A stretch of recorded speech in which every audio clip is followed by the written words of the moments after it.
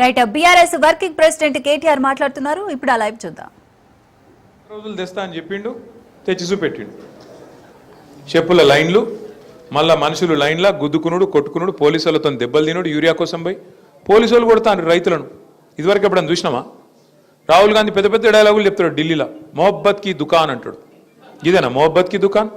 ఇది రైతులను పొట్టు పోలీసులు కొట్టుడు మొహబ్బత్ కి దుకాన్ అంటే ఎంత సిగ్గుమాలిన ప్రభుత్వం అంటే వీళ్ళే కదా. ఇదే రాహుల్ గాంధీ వరంగల్కి వచ్చిండు, కిసాన్ డిక్లరేషన్, రైతు డిక్లరేషన్ అన్నారు. ఏం నరికిరల్లా? కేసీఆర్ 10,000 ఇస్తే మేము 15,000 ఇస్తాం రైతు బంధు. కేసీఆర్ 2 పంటలకు ఇస్తే మేము 3 పంటలకు ఇస్తాం. అట్లాగే బోనస్ ఇస్తాం అన్ని పంటలకు, 500 రూపాయల బోనస్, కనీస మద్దతు ధర మీదికెళ్ళి బోనస్ ఇస్తాం. ఎరువులు ఇస్తాం, విత్తనాలు ఇస్తాం, 2 లక్షల రుణం మాఫీ చేస్తాం. ఇన్ని చెప్పినోళ్ళు ఇవాళ ఏది నీ మొహబ్బత్ కా దుకాన్? రైతుల మీద పడి పోలీసు వాళ్ళు లైన్లకు వచ్చి కొడుతుంటే ఇవాళ అవి మౌనంగా భరించుకుంటూ ఉండాల్సిన పరిస్థితి. గట్టిగా యూరియా కోసం రోడ్డెక్కితే మొహబ్బత్ కా దుకాన్ ఏంటంటే తీసుకుపోయి పోలీస్ స్టేషన్లో కుమ్ముడు మొహబ్బత్ కా దుకాన్. ఇది కాంగ్రెస్ వాళ్ళ నీతి. ఇది ఒక దిక్కుంటే ఇంకో దిక్కు మీ కరీంనగర్లో ఇంకో పార్టీ వాళ్ళది ఇంకా గమ్మత్ దుకాణం. చూడురు మీరు, అది వాళ్ళది.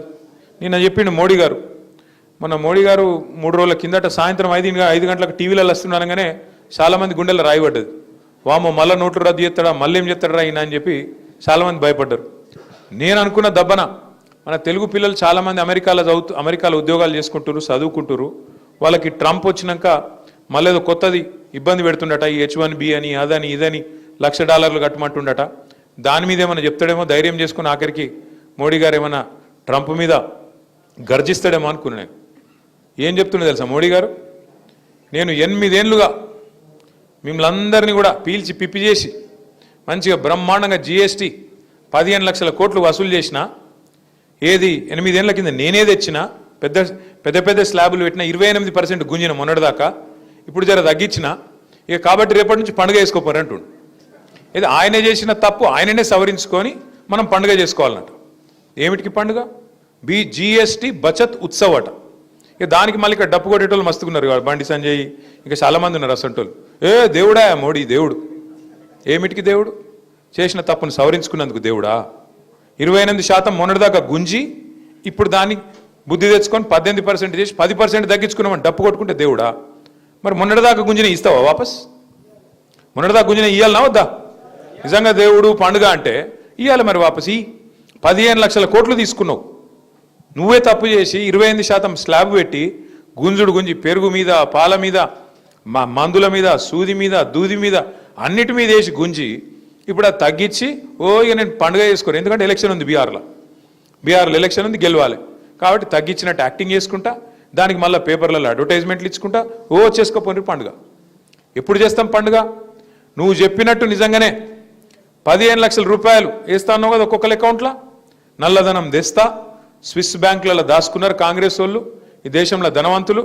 మరి నేను తీసుకొచ్చి పంచితే 15 లక్షలు ఇంటింటికి ఒక్కొక్క మనిషికి వస్తాయన్నాడు. అట్లా 15 లక్షలు నిజంగానే పండుగ చేసుకుంటాం. చేయమని అంతగానం ఇప్పుడు 11 ఏళ్ళు అయిపోయాయి, గెలుస్తూనే ఉన్నారు కదా ఎలక్షన్ల మీద ఎలక్షన్లు దేవుని పేరు చెప్పుకొని. మరి ఆఖరికి వచ్చి మరి పైసలు ఏమంటే పైసలు మాత్రం 15 లక్షలు రావు. ఈయన చెప్పిన 15,000 రావు, ఆయన చెప్పిన 15 లక్షలు రావు. అట్లాగే ఈయననే చెప్పిండు మోడీ గారు 2022 కల్లా రైతుల ఆదాయం డబల్ చేస్తా అన్నాడు. అయిందా? డబల్ ఎక్కనండి భారతదేశంలో రైతుల ఆదాయం ఎక్కడన్నా అయిందా? నువ్వు డబల్ చేస్తే తప్పకుండా పండుగ చేసుకుంటారు రైతులు.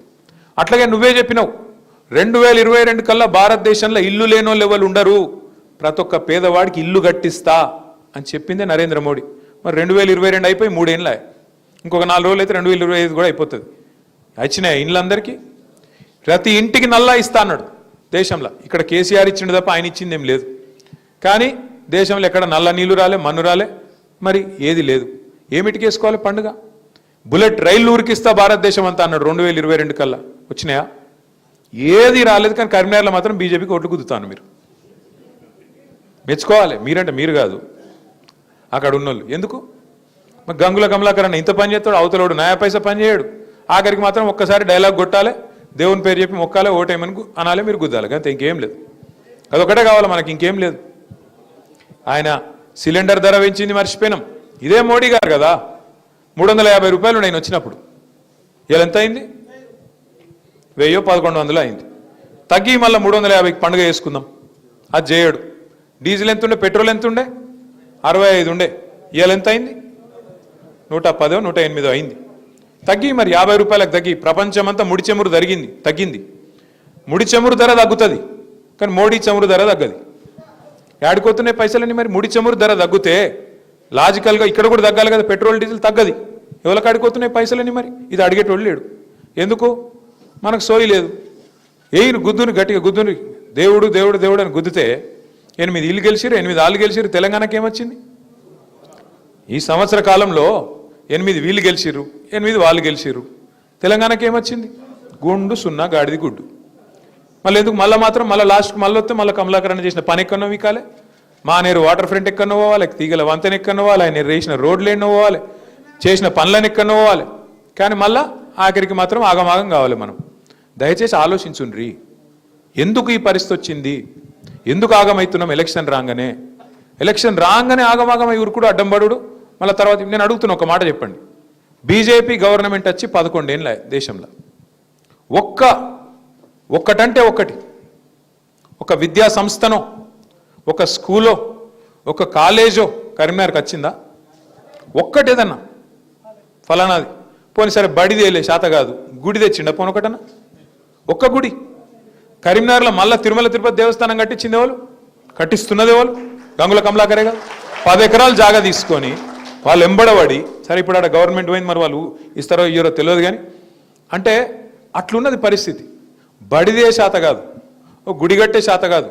పోనీ ఒక పని ఏదన్నా ఒక ప్రజలకు పనికొచ్చి ఒక్క మంచి పని, ఒక స్కూల్, ఒక నవోదయ పాఠశాలనో, ఒక ట్రిపుల్ ఐటీయో ఏది ఉండదు. కానీ